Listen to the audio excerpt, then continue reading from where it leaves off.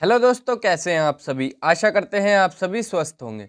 आप सभी का बहुत बहुत स्वागत है हमारे यूट्यूब चैनल ट्रिकी हिंदी पर। दोस्तों, आज की इस वीडियो में हम करने वाले हैं हिंदी के पुराने पेपर्स में पूछे गए प्रश्नों को, यानी कि आज हम प्रीवियस ईयर क्वेश्चंस को करने वाले हैं। तो ये वो प्रश्न है जो कि आपके पेपर्स में बहुत बार पूछे गए हैं और आगे आने वाले पेपर्स की दृष्टि से बहुत इंपॉर्टेंट हो जाते हैं। तो बिना किसी समय को गवाए अपनी इस वीडियो को शुरू करते हैं। चैनल पर नए हो चैनल को सब्सक्राइब कर लेना, नोटिफिकेशन बेल को ऑल पर प्रेस कर लेना। बात करते हैं पहले प्रश्न की। पहला प्रश्न हमसे पूछा गया है, जिस शब्द की उत्पत्ति के बारे में उचित प्रमाण ना हो वे शब्द क्या कहलाते हैं। पहला ऑप्शन हमें दिया गया तद्भव, दूसरा ऑप्शन हमें दिया गया देशज, तीसरा ऑप्शन हमें दिया गया विदेशज और चौथा ऑप्शन हमें दिया गया संकर। तो बे शब्द जिनकी उत्पत्ति के बारे में उचित प्रमाण ना हो वे शब्द कौन से होते हैं।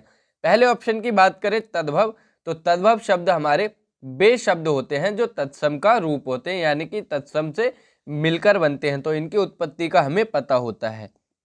बात करते हैं देशज शब्द की, तो यही इस प्रश्न का सही उत्तर होगा ऑप्शन नंबर बी, क्योंकि देशज शब्द वे शब्द होते हैं जिनकी उत्पत्ति का हमें कुछ पता नहीं होता, वे भाषा में कहीं से भी ले लिए जाते हैं। जैसे हमारा गड़बड़ शब्द हो गया और झटपट हो गया, बहुत सारे शब्द हमारे और भी हो सकते हैं। विदेशज शब्द तीसरे ऑप्शन की बात करें तो वे शब्द जो किसी अन्य भाषा या फिर अन्य देश से हम अपनी भाषा में लेते हैं विदेशज शब्द कहलाते हैं। चौथा ऑप्शन संकर शब्द, तो ये वो शब्द होते हैं जो दो भाषाओं के शब्दों से मिलकर बने होते हैं, जैसे कि रेलगाड़ी। ये हमारे चारों ऑप्शंस का अच्छे से उदाहरण हो गया और पहले प्रश्न का सही उत्तर ऑप्शन नंबर बी हो जाएगा। जिन शब्दों की उत्पत्ति के बारे में कुछ पता ना हो वे शब्द होते हैं हमारे देशज शब्द। पहले प्रश्न के बाद अब बात करते हैं दूसरे प्रश्न की। दूसरा प्रश्न हमें दिया गया है, जिस विकारी शब्द में संज्ञा की व्याप्ति मर्यादित होती है उसे क्या कहते हैं। पहला ऑप्शन हमें दिया गया है सर्वनाम, दूसरा ऑप्शन हमें दिया गया है विशेषण, तीसरा ऑप्शन हमें दिया गया है क्रिया और चौथा ऑप्शन हमें दिया गया है अव्यय। अब बात करते हैं इस प्रश्न की। तो जब हिंदी हमारी अपने ही रूप में दी गई हो प्रश्न में तो वो बहुत ही कठिन प्रश्न हो जाता है। यहाँ पर देखिए, संज्ञा की व्याप्ति मर्यादित होती है। बहुत सारे बच्चे इन दो शब्दों को पढ़कर कंफ्यूज हो जाएंगे कि यार ये व्याप्ति मर्यादित होना क्या शब्द होता है, ये क्या पूछना चाह रहा है।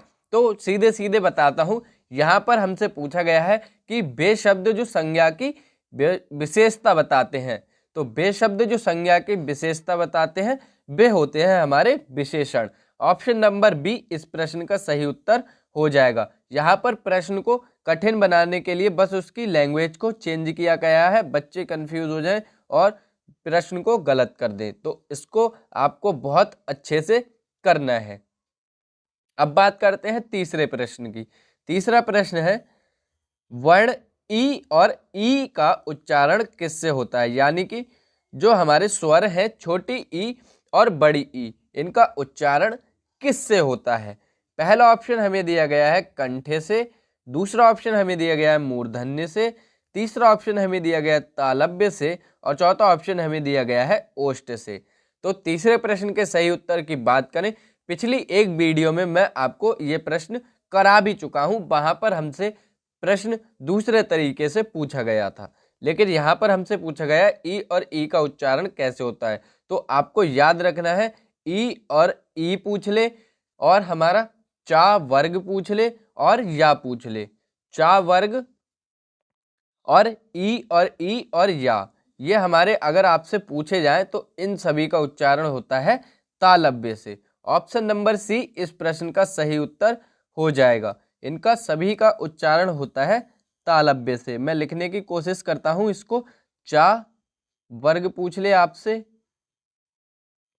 ई और ई बोल ले और या पूछ ले, या कह दे छोटी ई और बड़ी ई, इन सभी का उच्चारण हमारा हो जाएगा तालव्य से। इन सब का उच्चारण हमारा तालव्य से होता है, इस बात का आपको विशेष तौर पर ध्यान रखना है। चलिए तीसरे प्रश्न के बाद बात करते हैं चौथे प्रश्न की। तिकोना शब्द में कौन सा समास है? पहला ऑप्शन हमें दिया गया है तत्पुरुष समास, दूसरा ऑप्शन हमें दिया गया है द्विगु समास, तीसरा ऑप्शन हमें दिया गया है अव्ययी भाव समास और चौथा ऑप्शन हमें दिया गया है कर्मधारय समास। तो चौथे प्रश्न में हमें दिया गया है तिकोना शब्द। तो तिकोना शब्द यानी कि जिसके 3 कोने हो, 3 कोने वाला, अर्थात हमें संख्या देखने को मिल रही है। तो मैंने आपको बताया था कि जहां पर भी आपको संख्या देखने को मिल जाए पहले पद में, वहां पर आपको हमेशा द्विगु समास ऑप्शन में लगाना है। ऑप्शन नंबर बी इस प्रश्न का सही उत्तर हो जाएगा। यहाँ पर आपको तिकोना न दे के चार पाई दे दे जिसके 4 पैर हो, त्रिकोण दे दे, चतुर्भुज दे दे, बहुत सारे शब्द हमारे द्विगु समास के अंतर्गत आ जाएंगे। इसके बाद बात करते हैं 5वें प्रश्न की। कौन सा प्रत्यय लगाने से मधुर विशेषण भाववाचक संज्ञा में परिवर्तित हो जाएगा? पहला ऑप्शन हमें दिया गया त्वा, तीसरा ऑप्शन ता, चौथा ऑप्शन तम और चौथा ऑप्शन हमें दिया गया है पन। वो तम हमारा तीसरा ऑप्शन था। तो मधुर हमारा शब्द जो है वो विशेषण में दिया गया है, मान लीजिए। अब हमें इसमें कौन सा प्रत्यय लगाएं कि ये भाववाचक संज्ञा मिल जाए। अब मैं मान लेता हूं कि मधुर हमारा विशेषण यहाँ पर दिया गया है। इसमें हम कौन सा पूछा है, कौन सा प्रत्यय, तो प्रत्यय हमारा इसमें लगाया जाएगा ता। ता प्रत्यय लगाते ही ये हमारा भाववाचक संज्ञा बन जाएगा। मधुर हमारा विशेषण है और मधुरता हमारा भाववाचक संज्ञा हो जाएगा। ऑप्शन नंबर बी इस प्रश्न का सही उत्तर हो जाएगा। 5वें प्रश्न के बाद अब बात करते हैं 6ठे प्रश्न की। 6ठा प्रश्न हमें दिया गया है अध्यापक शब्द में संज्ञा है। इंपॉर्टेंट प्रश्न है और इसका कॉन्सेप्ट आपको अच्छे से समझना है। पहला ऑप्शन हमें दिया गया है व्यक्तिवाचक संज्ञा, दूसरा ऑप्शन हमें दिया गया है जातिवाचक संज्ञा, तीसरा ऑप्शन हमें दिया गया है द्रव्यवाचक संज्ञा और चौथा ऑप्शन हमें दिया गया है इनमें से कोई नहीं। अब बात करते हैं अध्यापक शब्द की। ठीक है, अध्यापक शब्द यदि हमें दिया गया है तो यहाँ पर हमारी हो जाएगी जातिवाचक संज्ञा। ऑप्शन नंबर बी इस प्रश्न का सही उत्तर हो जाएगा। जैसे हमारे बहुत सारे शब्द होते हैं, अध्यापक हो गया, छात्र हो गया और पहाड़ हो गया, नदी हो गई, ये सभी हमारे जातिवाचक संज्ञा के अंतर्गत आते हैं। किंतु जब हम इनका नाम ले देते हैं किसी विशेष चीज का तो वो हमारी व्यक्तिवाचक संज्ञा के अंतर्गत जाएगी। जैसे अब रमेश अध्यापक है तो यहाँ पर रमेश नाम ले दिया तो वो हमारा व्यक्तिवाचक संज्ञा में हो जाएगा। लेकिन किंतु केवल अध्यापक, जैसे मान लीजिए कोई सब्जी है, अगर हम सब्जी कहेंगे तो वो हमारा जातिवाचक संज्ञा में, और यदि हम मटर कहेंगे तो वो हमारा व्यक्तिवाचक संज्ञा में, गंगा कहेंगे व्यक्तिवाचक संज्ञा में, नदी कहेंगे जातिवाचक संज्ञा में, पहाड़ कहेंगे जातिवाचक संज्ञा, माउंट एवरेस्ट कह देंगे तो वो हमारा व्यक्तिवाचक संज्ञा। किसी विशेष की बात करेंगे, एक प्रॉपर की बात करेंगे तो वो हमारा व्यक्तिवाचक संज्ञा, और जिसके जैसे और भी अन्य हो सकते हैं वो हमारा जातिवाचक संज्ञा। जैसे मान लीजिए अध्यापक कहा तो अध्यापक हमारे कोई भी हो सकता है। मैं आपको पढ़ा रहा हूँ, मैं भी अध्यापक हो सकता हूँ, और अगर आप मेरे साथ में खड़े हुए हैं और किसी को नहीं पता है कि अध्यापक कौन है, जैसे हम 2 लोग अध्यापक हैं तो मेरे जैसे और भी हो सकते हैं, और अगर विशेष मेरा नाम लिया जाए तो वहाँ पर व्यक्तिवाचक संज्ञा। इस कॉन्सेप्ट को आपको याद रखना है कि जिसके जैसे अन्य हो जाएं। जैसे छात्र, कोई भी छात्र हो सकता है, किंतु बीच में से मैं उठाऊं श्याम तो वो व्यक्तिवाचक संज्ञा। इसके बाद बात करते हैं 7वें प्रश्न की। एल्यूमिनियम शब्द में कौन सी संज्ञा है? पहला ऑप्शन हमें दिया गया जातिवाचक संज्ञा, दूसरा ऑप्शन हमें दिया गया भाववाचक संज्ञा, तीसरा ऑप्शन हमें दिया गया व्यक्तिवाचक संज्ञा और चौथा ऑप्शन हमें दिया गया है द्रव्यवाचक संज्ञा। तो ये प्रश्न सबसे बढ़िया प्रश्न और सबसे इजी प्रश्न। एल्यूमिनियम क्या होती है? हमारी धातु होती है। तो कोई भी धातु हो वो हमारी सदैव जाती है द्रव्यवाचक संज्ञा के अंतर्गत। ऑप्शन नंबर डी इस प्रश्न का सही उत्तर हो जाएगा। ये आंसर इसका ठीक से टाइप नहीं हो पाया तो द्रव्यवाचक संज्ञा इसका सही उत्तर हो जाएगा। अब बात करते हैं इसके बाद 8वें प्रश्न की। भवदीय का स्त्रीलिंग रूप क्या है? भवदीय शब्द का हमें स्त्रीलिंग रूप बताना है।